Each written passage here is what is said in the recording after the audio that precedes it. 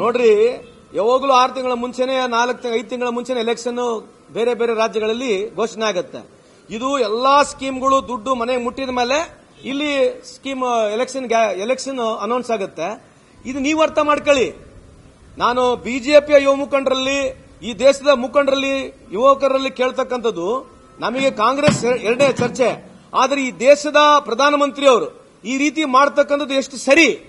ಇವತ್ತು ನೀವು ಇಷ್ಟೆಲ್ಲ ಡೆವಲಪ್ಮೆಂಟ್ ಮಾಡಿದ್ರೆ ಇವತ್ತು ಹೆಣ್ಮಕ್ಳಿಗೆ ಹೋಗಿ ರೊಕ್ಕ ಕೊಡತಕ್ಕಂಥದ್ದು ಅವಶ್ಯಕತೆ ಇದೆಯಾ? ಇವರೇ ಪ್ರಚಾರ ಮಾಡಿದ್ರು 50,000 ಕೋಟಿ, 60,000 ಕೋಟಿ, 70,000 ಕೋಟಿ, 90,000 ಕೋಟಿ, 1 ಲಕ್ಷ ಕೋಟಿ, 1.5 ಲಕ್ಷ ಕೋಟಿ ಅಂತ ಹೇಳಿ ಇವರೇ ಗಂಟ್ಲಾರ್ಕೊಂಡು ಒದರಿರ್ತಕ್ಕಂಥದ್ದು ಮೋದಿ ಸಾಹೇಬರು. ನೀವು 1.5 ಲಕ್ಷ ಕೋಟಿ ಕೊಟ್ಟು ಇಡೀ ಬಿಹಾರ್ ಇವತ್ತು ಪರ್ ಕ್ಯಾಪಿಟಲ್ ಇನ್ಕಮ್ ಇಡೀ ದೇಶದಲ್ಲಿ ಅತ್ಯಂತ ಬಡ ರಾಜ್ಯ ಯಾವ್ದು ಇದ್ರೆ ಇಡೀ ದೇಶದಲ್ಲಿ ಅದು ಬಿಹಾರ್ ಆಗಿದೆ. ಅದು ನಿಮ್ ಕಾಲದಲ್ಲಿ ಆಗಿದೆ. ಇವಾಗ ಮತ್ತೆ ಎಲೆಕ್ಷನ್ ಗೆಲ್ಲಬೇಕು. ಯಾಕಂದ್ರೆ ಆಪರೇಷನ್ ಸಿಂಧೂರ್ ಹೊರಟೋಯ್ತು. ಆಪರೇಷನ್ ಸಿಂಧೂರ್ ಮೇಲೆ ವೋಟ್ ಕೇಳಿದ್ರಿ, ಜನ ವೋಟ್ ಕೊಡಲ್ಲ ಅಂತ ಗುರ್ತಾಯ್ತು. ವೋಟ್ ಸೋರಿ ಬೈಲಿಗೆ ಬಂತು, ಅದರಿಂದ ವೋಟ್ ಸಿಗಲ್ಲ ಅಂತ ಗುರ್ತಾಯ್ತು. ಇವಾಗ ಹೊಸದಾಗಿ ಏನ್ ಪ್ರಾರಂಭ ಮಾಡಬೇಕು?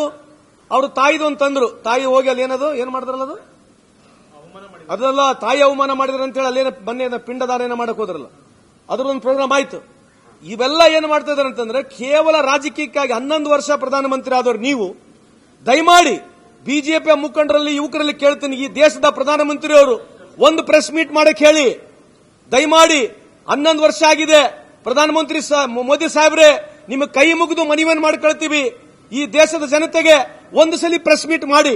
ಯಾಕೆ ಮಾಡ್ತಾರೆ ನೀವು ಪ್ರೆಸ್ ಮೀಟು ಅಂತಕ್ಕಂಥದ್ದು ಮೊದಲನೇ ಪ್ರಶ್ನೆ.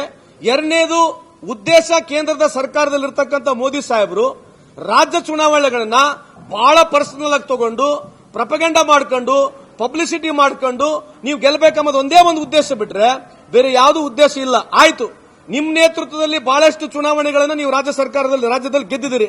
ಯಾವ ರಾಜ್ಯದ ಒಂದು ಇತಿಹಾಸವನ್ನು ತೆಗೆದು ನೋಡ್ರಿ, ಯಾವ ಮೆರಿಟ್ ಮೇಲೆ ನೀವು ಇವತ್ತು ವೋಟ್ ಕೇಳ್ತಾ ಇದ್ದೀರಿ? ಯಾವತ್ತೂ ಮೆರಿಟ್ ಇಲ್ಲ. ಹಿಂದೂ, ಮುಸ್ಲಿಮು, ಈ ತರದ ಫ್ರೀ ಸೋಪು ನೀವು ಲಾಸ್ಟ್ ಮೂಮೆಂಟ್ ಎಲೆಕ್ಷನ್ ಕೊಟ್ಟು ದುಡ್ಡನ್ನು ಕೊಟ್ಟು ನೀವು ಗೆಲ್ತಾ ಇದ್ದೀರಿ. ಇದು ಬಿಟ್ರೆ ನಿಮ್ಮ ಸಾಧನೆ ಈ ದೇಶಕ್ಕೆ ಬಿಜೆಪಿಯ ಪಕ್ಷ ನರೇಂದ್ರ ಮೋದಿ ಸಾಹೇಬರ ಸಾಧನೆ ಈ ದೇಶಕ್ಕೆ 0 ಇದೆ ಅಂತ ಹೇಳಿ